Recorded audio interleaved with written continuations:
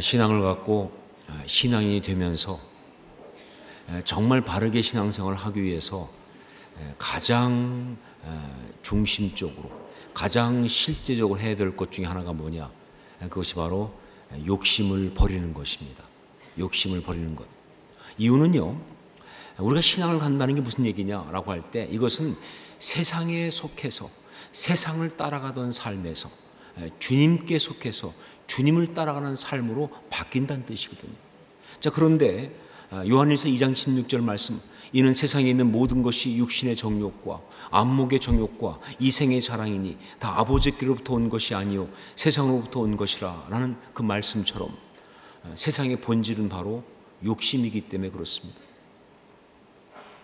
욕심이 세상의 모든 것의 핵심에 있기 때문에 그래요. 그렇습니다. 참 신앙인은요, 욕심을 버려야 합니다. 그래야 바른 신앙인이 될 수가 있는 거예요. 하지만 참 신앙인은 욕심을 버려야 하지만, 그러나 한 가지 욕심은 반드시 가져야 돼요. 그 한 가지 욕심이 뭐냐? 그건 바로 하나님께 쓰임받고 싶은 욕심이에요. 하나님께 쓰임받고 싶은 욕심. 이 욕심은 정말 중요합니다. 만약 이 욕심이 없다고 한다면요, 그 사람은 절대로 좋은 신앙인이 될 수가 없는 거예요. 저는 목회하면서 정말 큰 교회 담임 목사 혹은 어떤 유명한 그런 목사, 그런 것이 되고 싶은 욕심을 십자가에 못 박아버리는 결단을 날마다 합니다. 처음부터 이것은 저에게 아주 치열한 싸움이었어요. 왜냐하면요, 제 속에 그런 욕심이 있기 때문에 그래요. 그리고 그 욕심을 가지고 있으면 절대로 바른 신앙인이 될 수 없음을 알고 있기 때문에. 그래서 정말 큰 교회 담임 목사님 되는 거에 대해서, 유명한 목사가 되는 것에 대해서 정말 고민하면서 그 욕심을 십자가에 못 박는 일을 계속 해왔는데, 그런데 여러분이 보시는 것처럼 지금 저는 큰 교회 담임 목사입니다. 그리고 여러분이 잘 모를지 모르겠지만 나름 대단히 유명하다. 이거 어떻게 된 거냐? 사실 그래서 고민이 많아요. 그래서 정말 어떤 때는 이 자리를 떠나야겠다. 어딘가 정말 낮은 자리, 주목받지 못하고 소외된 그런 곳으로 가야겠다. 그렇게 생각을 해보는데, 그러면서도 여전히 이 대형교회 담임 목사 자리에 이렇게 서 있습니다. 왜 그러느냐? 물론 그것은요, 제 마음속에 정말 버려야 될 욕심을 온전히 버리지 못하는 어떤 부분도 물론 있습니다. 솔직히 고백합니다. 하지만 그것보다 더 큰 이유가 있어요. 그건 바로 제가 하나님께 쓰임받고 싶은 욕심이 너무 커요. 저는 정말 하나님께 쓰임받고 싶어요. 하나님께서 당신의 나라를 세우시는데 꼭 필요한 자리에 그렇게 쓰임받으면서 하나님께 영광을 올려드리고 싶은 그 욕심이 저한테 있기 때문에 그렇습니다. 그런데 지금 주님은 저를 대형교회 담임 목사로 이렇게 많은 사람 앞에서 설교하는 그런 역할로 쓰시기에, 그래서 버려야 할 욕심, 그것이라고 하는 그 아슬아슬한 짐을 짊어지고로서 계속 여기에 있는 거예요. 갈등하면서도 말이죠. 그래서 제가 이 시간 여러분에게 이런 기도 제목을 드리면서 기도를 부탁드립니다. 여러분, 저를 위해 기도하실 때 꼭 이것을 기도해 주세요. 하나님께서 저를 쓰시다가 어느 순간 이제 되었다라고 하는 순간에 정말 조금도 미련 없이 이 자리를 떠날 수 있도록 하여 주시옵소서 하는 겁니다. 어느 순간에 하나님께 쓰임받는다고 하는 것으로 있다가 그것이 자기 욕심이 되어버려서 하나님께서 더 이상 쓰시지 않는데 그냥 버티고 있을 수가 있어요. 이건 정말로 비극이죠. 그러니까 하나님께서 이제 쓰시다가 되었다 할 때 정말 미련 없이 떠날 수 있도록 그런 목회자가 될 수 있도록 기도해 주셔야 합니다. 또한 하나님께서 어느 순간에 이렇게 유명하고 또 주목받는 자리가 아닌 아무도 알아주지 않는 그런 역할로 저를 쓰시겠다고 할 때, 그때 그것을 알아듣고 순종할 수 있도록 하여 주시옵소서. 이 기도를 해 주시기 바랍니다. 정말 하나님께서 어느 순간 저로 하여금 정말 아무도 몰라주는 자리에 넣으면서 거기서 쓰시겠다고 할 수 있는데, 그때 제가 타성 때문에 이 어떤 그런 유명한 것에 길들여져 가지고 난 그거 못한다, 난 원하지 않는다 하면 또 그것도 비극이죠. 그러지 않을 수 있도록 여러분들이 기도해 주셔야 합니다. 정말 언제나 저의 가장 큰 욕심은 다른 것이 아닌 하나님께 쓰임받는 것이 될 수 있도록 그렇게 저를 위해서 기도해 주시기를 부탁드리는 거예요. 정말 하나님 음성을 들으면서 그렇게 민감하게 세상적인 욕심을 내려놓고 순종할 수 있도록, 그래서 끝까지 하나님께 온전히 쓰임받는 그런 사람이 될 수 있도록 여러분 기도해 주시기를 부탁드리는 겁니다. 어떤 분이 저한테 카톡으로 어떤 목사님이 영상을 보내주셨어요. 설교 영상을. 그것은 이재철 목사님의 은퇴 설교 영상이었습니다. 이재철 목사님은 100주년 기념교회라고 하는 정말 성공적인 목회를, 또 굉장히 영향력 있는 목회를 잘 하시다가 이제 은퇴하시면서, 그러면서 은퇴하고는 바로 여기서 멀지 않은 경남 거창의 한 시골로 그렇게 내려가셨어요. 그때 마지막 했던 설교입니다. 진짜 그 설교 하시고 그날 오후에 떠났으니까요. 전 그 설교 들으면서 너무 큰 도전을 받았습니다. 정말 굉장한 어떤 도전이 저한테 왔어요. 그 설교하면서 기억나는 것 중에 하나가 뭐냐면, 이재철 목사님이 그렇게 강조하더라고요. 이제 제가 은퇴하고 갑니다. 그러므로 부탁드립니다. 여러분은 이재철을 버리셔야 합니다. 이제부터 철저하게. 하나님이 저를 여기까지 썼기 때문에, 그러나 더 이상 쓰시지 않았기 때문에 여러분 철저하게 이재철 목사를 버리셔야 합니다. 본인은 이제 그 시골에 가서 몇십 명 안 되는 사람들과 함께 사는 것이 또 하나의 하나님께서 원하시는 삶이라는 것을 고백하면서 그렇게 이야기하고 선포할 때, 저는 그때 그렇게 하시는 걸 보면서 저분이 정말 끝까지 하나님께 쓰임받고 계시구나 하는 것을 깨달았어요. 저분이 정말 끝까지 하나님께 쓰임받고 있구나. 그러면서 저한테 굉장한 또 하나 욕심이 생겼어요. 나도 저렇게 끝까지 하나님께 쓰임받기를 원합니다. 예, 정말 끝까지 하나님께 쓰임받는 그런 삶이 되기를 원합니다. 여러분, 우리가 정말 온전한 신앙의 사람이려고 한다면 하나님께 쓰임받는 그런 욕심을 가지고 있어야 합니다. 하나님께 정말 쓰임받고 싶다는 그 열정이 있어야 돼요. 그리고 정말 하나님께 쓰임받는 그런 삶을 살아야 할 줄로 믿습니다. 자, 그러면 어떻게 하면 하나님께 쓰임받을 수 있을까?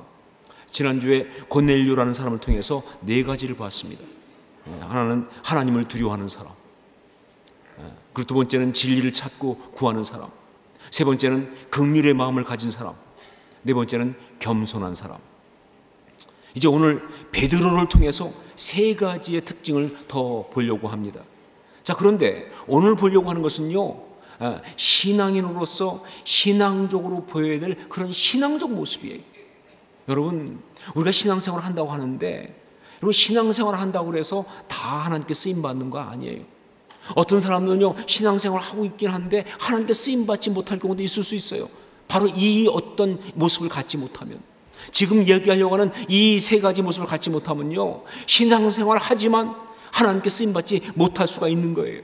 그렇기 때문에 이제 나누려고 하는 이 3가지는요, 하나님께 쓰임받는 사람, 그것도 되면서 동시에 다른 말로 하면 하나님께 쓰임받는 신앙인이라고 말할 수가 있죠.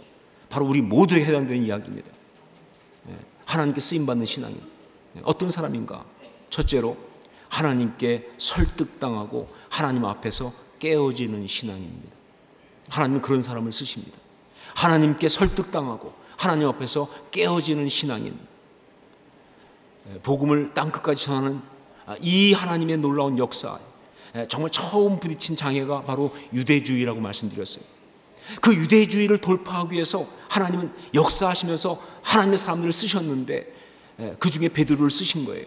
그런데 그때 베드로를 쓰실 때 그 베드로가 그렇게 하나님께 쓰임받으면서 첫 번째로 경험한 신앙 체험이 뭐였느냐 하는 게 중요합니다.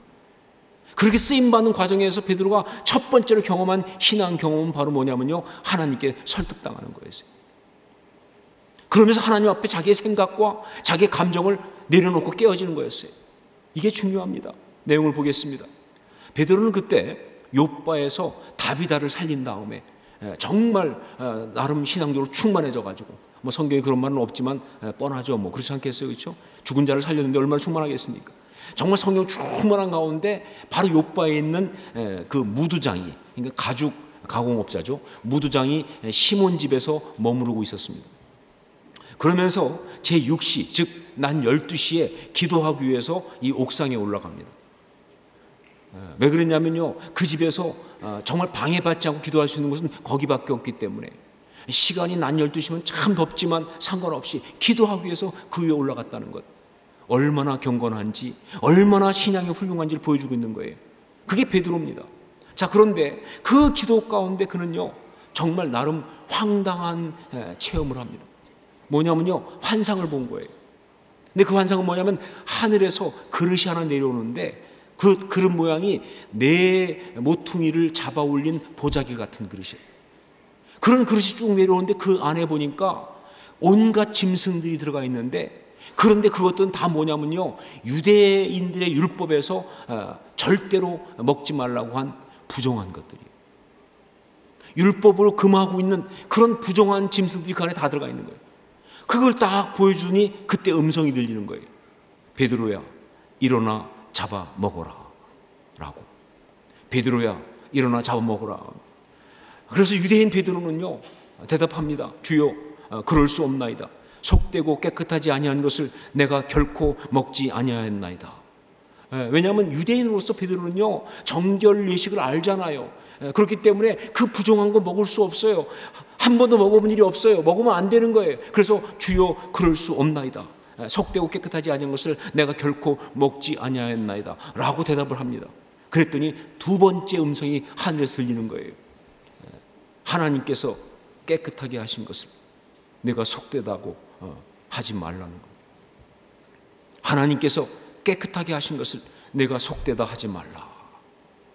이런 환상이, 동일한 환상이 3번이나 있었습니다. 그래서 정말 베드로는 정말 묻습니다. 이게 뭘까? 이게 무슨 뜻일까?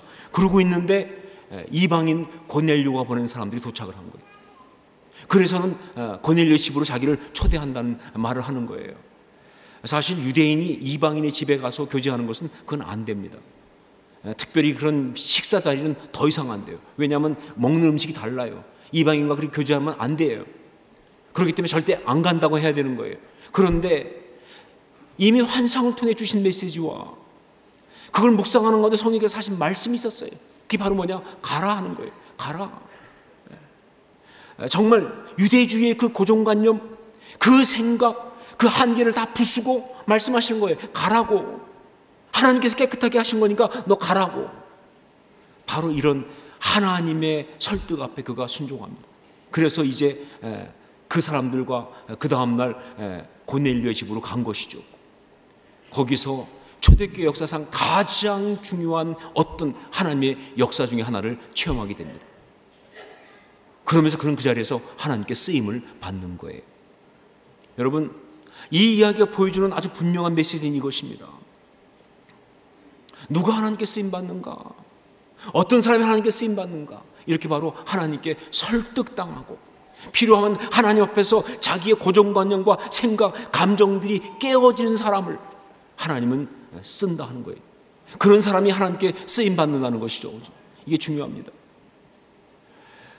미국의 갈보리 채플의 척 스미스 목사님이라는 분이 계십니다. 2013년에 돌아가셨죠. 이 목사님은요 여러 가지로 아주 훌륭한 성공한 목회자입니다. 그런데 그 중에서 이분이 가장 유명한 게 뭐냐면 이 1960년대 70년대에 미국은 정말 방황하는 젊은이들이 많았어요. 정말 그 굉장히 방황을 많이 하는 젊은이가 많고, 그들이 그 방황하는 그 젊은이들이 정말 그 뭐 목욕도 안 하고 막 그냥 이러고 돌아다니고 해서 뭐라고 불렀냐면 히피라고 불렀던 히피족이 많았어요. 자, 그런데 그 히피족들을 갖다가 교회로 받아들이고 그들을 위해서 그들로부터 새로운 예배 형식을 열어서 그들의 찬양, 그들의 이야기를 가지고 새로운 예배 형식을 열어서 교회를 부흥시킨 유명한 분이 바로 척 스미스 목사님이에요. 사실 그 당시 하나님께서는요 이미 그 히피들 사이에서 하나님 역사를 시작하셨어요. 뭐냐면요, 히피들이 모여가지고 그냥 뭐 풍요로운 나라의 젊은이들이니까 막 방황하고 방탕하고 막 그냥 대마초하고 막 그냥 뭐 그냥 띵까띵까하고 있는데, 그렇게 있다 보니까 그것들이 너무 허무했는지 그 중에서 자생적으로 예수 믿는 사람들이 생기기 시작했어요. 이거 아니다. 그래서 예수를 믿고 주님께 돌아오는 어떤 운동이 시작됐어요.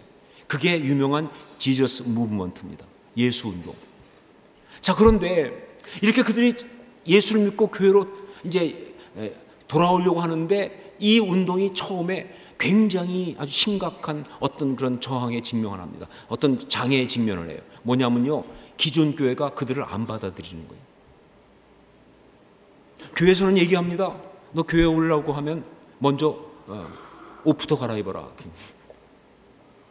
히피들은 옷 그냥 진짜 그냥 엉망이잖아요, 그렇죠? 너 교회 오려면 먼저 목욕부터 해라. 히피의 덕목은 목욕하지 않는다예요. 그러니까 목욕부터 해라. 너 머리부터 잘라라. 그게 뭐 장발. 신발부터 신어라. 안 신거든요, 그렇죠? 그런 걸 가지고 기존 교회가 그들을 거부했습니다. 그리고 그들은 정말 주의 역사하심 때문에 믿고 교회로 돌아오려고 했는데 올 수가 없는 거예요. 그 교회가 거부하니까. 그런데 그때 그런 그들을 갖다가 그대로 받아들인 사람, 바로 그분이 바로 척 스미스 목사님. 이분도 사실은 굉장히 어려움이 많았지만 그들을 받아들인 거예요. 그래서 그들로 교회 와서 예배드리게 하고, 그들 스타일대로 찬양하게 하고, 심지어 그들 스타일을 찬양하는 것을 갖다가 격려해서 음반 회사까지 만들어서 이 음반까지 내게 만들고, 그 어떤 움직임, 그게 유명한 마라나타라고 하는 찬양팀이죠, 그렇죠? 우리가 알고 있는 찬양 중에 굉장히 많은 게 거기서 나왔습니다. 바로 그분이 척 스미스 목사님이에요. 자, 그런데 제가 그 코스타메사에 있는 갈보리 채플 거기 가서 이분이 그때 이야기하는 설교를 직접 들은 적이 있어요. 마침 제가 갔었는데 척 스미스 목사님 설교하면서 그 얘기를 하시더라고요. 그분이 하는 얘기가 뭐냐면요, 자기가 사실은 히피들을 안 좋아한다는 거예요. 못마땅하게 생각한다는 거예요. 근데 그게 맞는 것이, 척 스미스 목사님 자체가 굉장히 단아하신 분이에요. 스타일이 굉장히 좀 클래식해. 절대 그렇게 날라리가 아니에요. 히피들하고 잘 안 어울려요. 원래 싫어했다는 거예요. 아주 싫어하고, 그리고 못마땅하게 생각하고 있었던 거예요. 그런데 자꾸 성령님이 그 히피들과 자꾸 만나게 하는 거예요. 자기는 그 싫어하는데 자꾸 이런 일 저런 일로 그들과 자꾸 만나게 하고, 그러면서 그때마다 마음에 감동 주시는 게 뭐냐면 그들을 받아들이라고. 그들을 받아들이라는 자꾸 마음을 주시는 거예요. 그래가지고 정말 자기는 힘든데, 그런데 성령님 앞에 설득당해서, 그래서 그들을 받아들이기 시작한 거예요. 어려움도 많았습니다. 실제로 그분이 코스타메사의 그 갈보리 채플을 시작하고 함께 했던 장로님 중에 여러분들이 떠났어요. 그것 때문에 교회를. 그러면서 그 일을 한 거예요. 그래서 결국은 이 지저스 무브먼트가 정말 아름답게 될 수 있도록 그 역할을 감당한 거예요. 즉 하나님께 쓰임받은 것이죠. 하나님께 설득당했고, 그 하나님 앞에서 자기 생각을 갖다가 바꾸었을 때 그런 하나님께 쓰임받는 사람이 될 수 있었던 것이죠. 여러분, 이렇게 하나님께 설득당하고 하나님 앞에 깨어질 수 있는 사람을 하나님은 쓰십니다. 여러분, 기도는요, 정확히 말하면 내가 하나님을 설득하는 것이 아니라 하나님께 내가 설득당하는 기도 아닙니까? 여러분, 이 말씀은요, 나의 생각을 확인받는 것이 아니라 하나님 말씀으로 내 생각이 바뀌고 깨어지는 게 말씀 아니냐, 그 말이에요. 예배는요, 내가 그 앞에서 나의 존재를 그냥 그대로 확인받는 것이 아니라 정말 그 하나님 임재 앞에서 나의 모습이 부서지면서 하나님께서 나를 새롭게 빚으시는 것이 바로 예배 아니냐 하는 것이죠, 그렇죠? 여러분, 요나서를 보세요. 요나가 하나님께 설득당하고 하나님 앞에서 그 생각이 깨어지기 전까지 그는 쓰임받지 못합니다. 요나서는 온통 다 그 얘기죠, 그렇죠? 하나님 요나를 설득하는 이야기, 그리고 그를 갖다가 바꾸시는 이야기 아니에요, 그렇죠? 여러분, 하박국 보세요. 그 내용 전체가 하나님께 설득당하고 깨어진 이야기입니다. 자기의 생각 가지고 질문하고 덤벼들다가 하나님께 설득당해서 결국 마지막에 뭐예요? 정말 그 무화과 나무 잎이 마르고 감람나무에 소출이 없을지라도 말이죠. 그렇게 고백하면서 여호와 한 분만 있으면 됩니다. 한 대까지 바뀔 때까지. 그 과정이 바로 하박국 아닙니까? 여러분 욥기를 보세요. 우리 보통 욥기를 생각할 때 욥의 신앙의 욥의 정말 그 사람이 정말 그 어떤 그런 이 애매히 고난당하는 상황 속에서 믿음을 지킨 이야기 그렇게 생각하고 있는데, 여러분 욥기의 진짜 그 어떤 핵심은 그게 아니에요. 그건 한 부분이고요. 예, 욥기는 철저하게 뭐냐면요, 욥이 갖고 있는 자기 생각이 하나님 앞에서 깨지는 거예요. 그래서 마지막에 욥은 고백합니다. 하나님께서 이렇게 계시는데 내가 정말 무지한 말로 이치를 가린 자가 누구냐? 내가 너무 잘못했습니다. 정말 회개하면서 하나님 앞에서 그가 바뀌는 작업들이 바로 욥기 아닙니까? 여러분, 믿음의 조상 아브라함,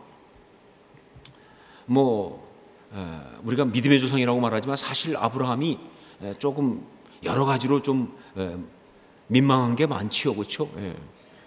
천국 가서 아브라함 만나면 아브라함도 조금 민망할 거예요, 그렇죠?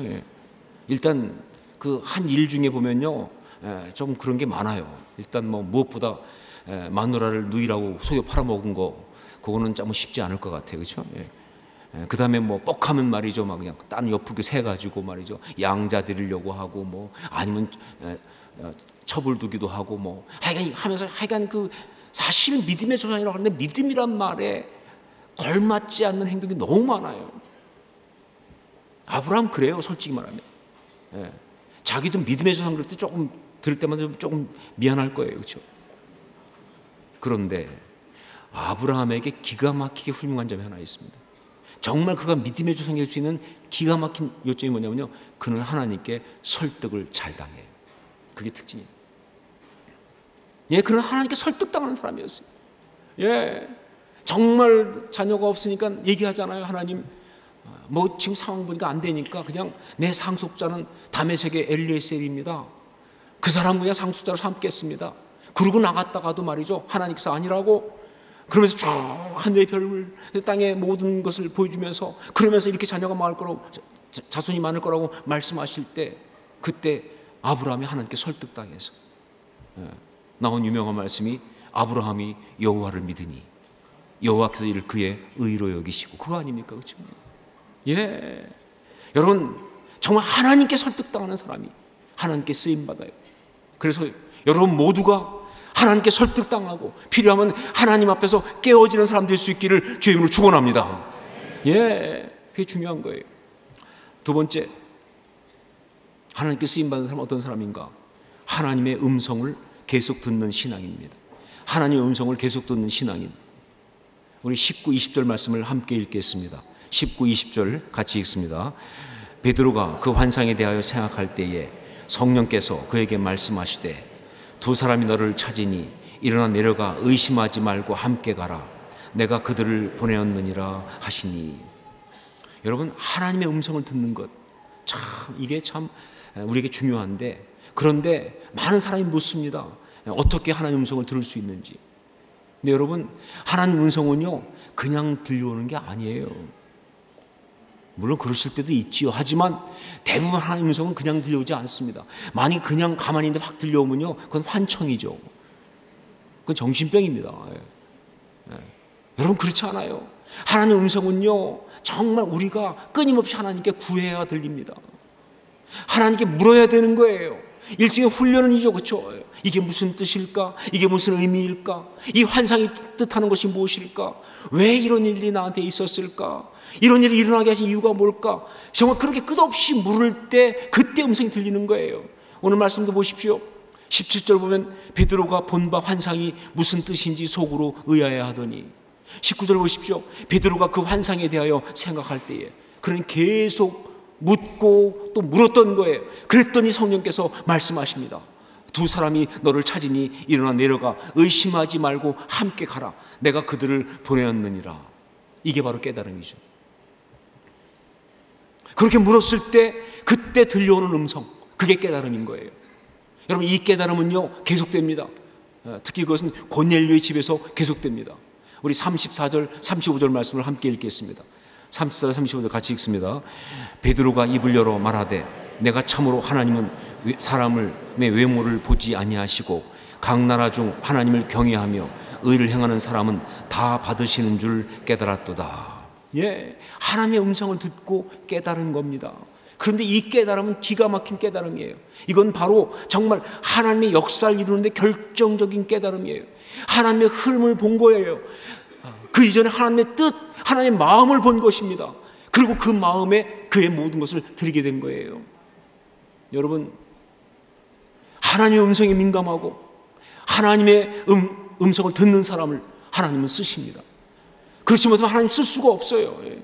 여러분, 아무리 열심히라고 해도 말이죠, 자기 막 열정을 다해서 한다 할지라도 하나님 음성 듣지 못하면요, 어떻게 하나님 쓰시겠어요? 하나님 말씀하시는데 안 들어요, 못 들어요, 지멋대로 막 해. 어떻게 쓰시겠어요?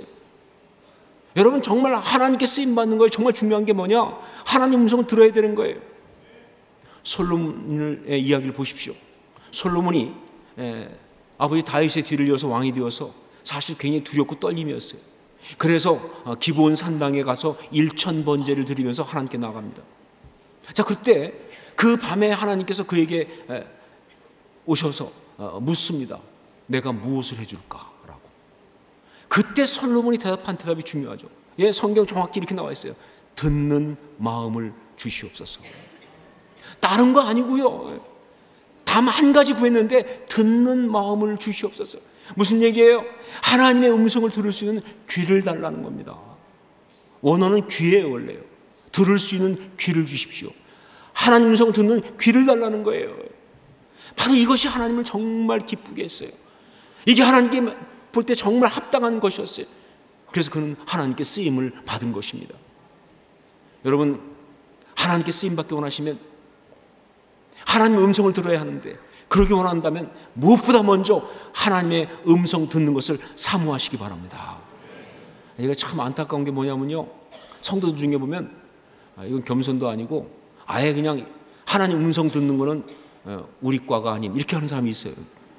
나는 하나님 음성 듣는 건 우리 수준이 아니야. 이건 목사님이나 뭐 이런 분이 들으셔야 되지, 우리는 하나님 음성 들을 수 없다라고 딱 정해졌다고 생각하는 거예요. 그래서 아예 포기하고 안 들어요. 그래서 그런 얘기만 나오면 그냥 목사님은 들으시나 보다, 그냥 나는 해당이 없나 보다 이러고 있는 사람이 있는데, 이건 말이 안 되는 이야기입니다. 여러분, 하나님 음성을 듣지 못하는 성도는 있을 수가 없는 거예요, 사실은. 하나님 말씀하시는데 어떻게 안 들을 수가 있어요, 그렇죠?